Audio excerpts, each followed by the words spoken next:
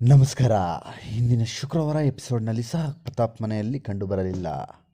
ಶುಕ್ರವಾರದ ಎಪಿಸೋಡ್ನಲ್ಲಿ ಸಂಗೀತ ಮನೆಯ ಹೊಸ ಕ್ಯಾಪ್ಟನ್ ಆದ ಬಳಿಕ ಉತ್ತಮ ಕಳಪೆ ಪ್ರಕ್ರಿಯೆ ನಡೆಸಲಾಯಿತು. ಆ ವೇಳೆ ಬಿಗ್ ಬಾಸ್ ಕಡೆಯಿಂದ ಸ್ಪರ್ಧಿಗಳಿಗೆ ಪತ್ರವೊಂದು ಬಂತು. ಅದರಲ್ಲಿ ಡ್ರೋನ್ ಪ್ರತಾಪ್ ಬಗ್ಗೆ ಮಾಹಿತಿ ಕೂಡ ಇತ್ತು. ಡ್ರೋನ್ ಪ್ರತಾಪ್ 2-3 ದಿನದಿಂದ ಸರಿಯಾಗಿ ಊಟ ಮಾಡದೆ ದುರ್ಬಲರಾಗಿದ್ದಾರೆ.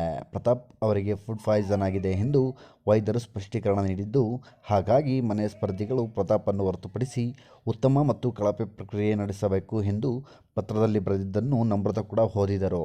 ಹೌದು, ಅದಾದ ಬಳಿಕ ಮೈಕಲ್ ಕಳಪೆಯಿಂದಾಗಿ ಅವರನ್ನು ಜೈಲಿಗೆ ಕೂಡ ಕಳಿಸಲಾಯಿತು. ಮೈಕಲ್ ಜೊತೆ ಮಾತನಾಡುತ್ತಿದ್ದ ವಿನಯ್ ಪ್ರತಾಪ್ಗೆ ಬಹಳ ಫುಡ್ ಪಾಯ್ಸನ್ ಆದಂತಿದೆ. ಅವನು ಸರಿಯಾಗಿ ಊಟವೇ ಮಾಡುತ್ತಿರಲಿಲ್ಲ. ಈಗ ಮಾಡುತ್ತೇನೆ ಹಾಗೆ ಮಾಡುತ್ತೇನೆ ಎನ್ನುತ್ತಲೇ ಇದ್ದ.